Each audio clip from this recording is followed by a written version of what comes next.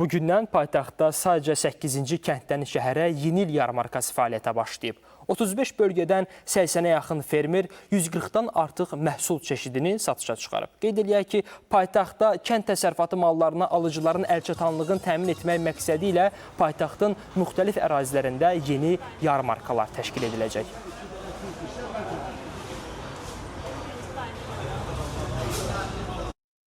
Dekabr ayının 25-dən etibarən əlavə ona qədər metro stansiyalarının çıxışında da Aqrar Tədarük və Təchizat Açıq Səhmdar Cəmiyyəti tərəfindən səyyar yarmarkalar təşkil edəcəkdir. Həmçinin ilk dəfə Sumqayıt şəhərində də bu yarmarkanın təşkili nəzərdə tutulmuşdur.